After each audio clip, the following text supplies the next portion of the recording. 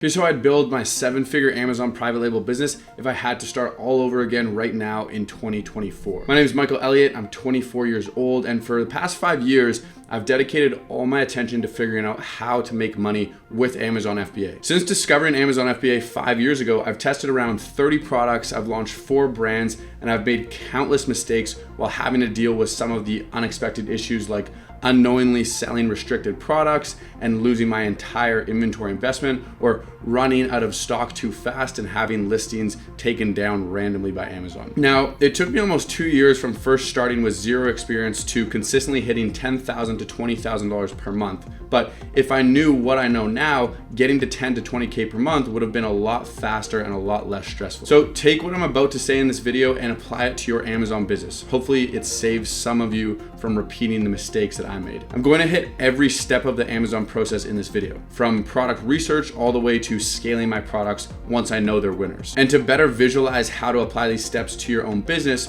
for the sake of this video, I'll use the example of launching a bamboo chopping board. So for product research, when I first started, I went in thinking the same thing as most beginners. Which product research tool is the most accurate? What parameters should I use to determine if a product is a good opportunity? What's the right way to differentiate a product? And how much money do I need to actually see success? Now I have answers to all of those questions. I spent over 1,000 hours on product research, and I've found Helium 10 to be the most accurate tool. As for parameters, there's never going to be a one-size-fits-all answer, but if I was a beginner with a low budget, I personally would input the following. Minimum search volume 3,000 per month, max search volume no more than 100,000 searches per month, because any more than this usually means it's a seasonal or trending product, which I personally don't like selling because I want to have products that have steady revenue long term. Minimum monthly revenue $8,000 per month, minimum product price $25 to $30. Any lower than this and the profit is not worth the effort. I like to make sure I have at least 30% profit margins and ideally at least $10 net profit. For max product price, kind of depends on your budget. I do prefer higher ticket items as they usually have a better net profit,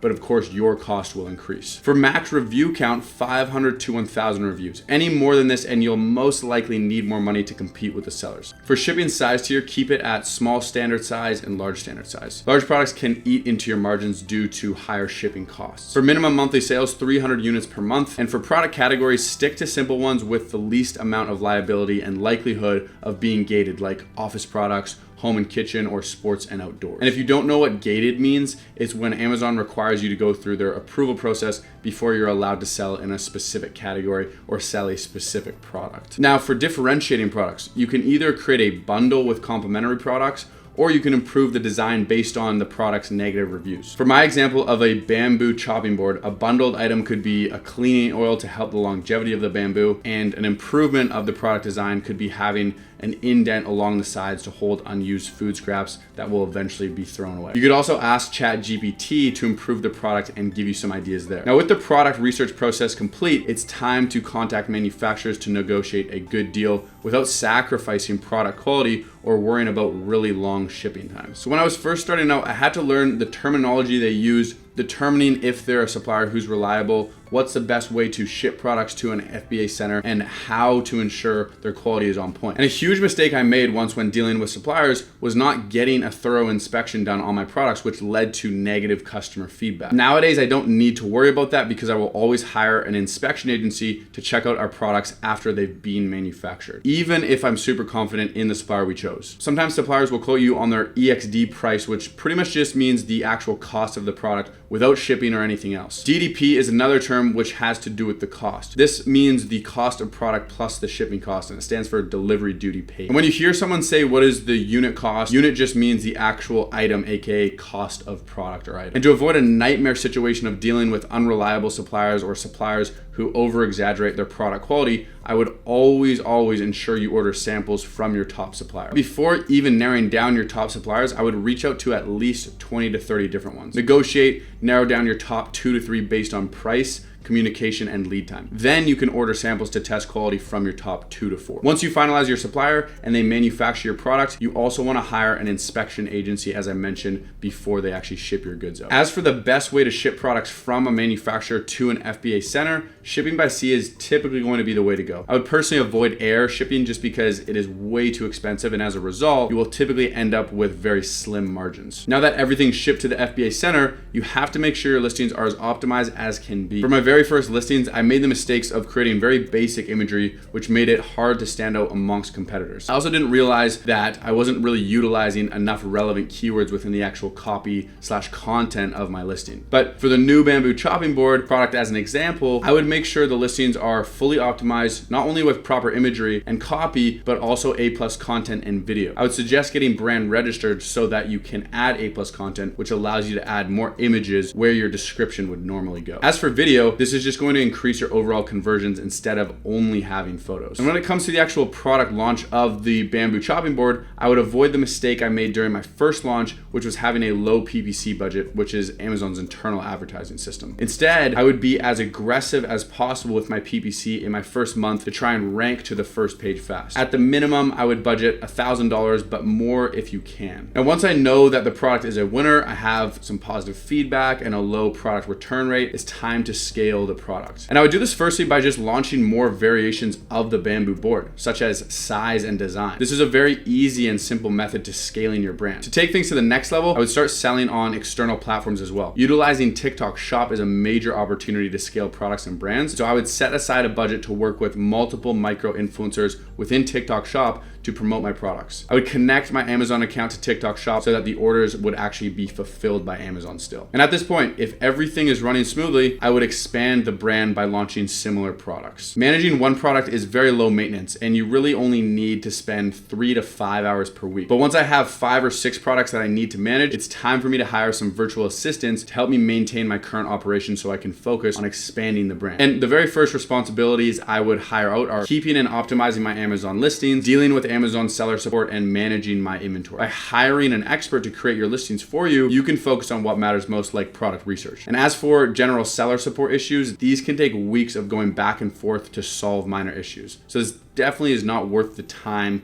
and hassle that it takes. And I would have someone handle my seller support issues just to deal with them right away. As for inventory management, this is crucial to your continued success. A common mistake I see sellers make is not being on top of their inventory, which gets harder to manage with multiple products. And running out of stock destroys your momentum and ranking. So having someone aware of how many units you have left and when to reorder is crucial. If you want a shortcut to success on Amazon, I frequently host live webinars. I have one in 2 days, which is Wednesday, August 7th. Check the links in my description for access and check out my most recent video where I go over the entire product research process.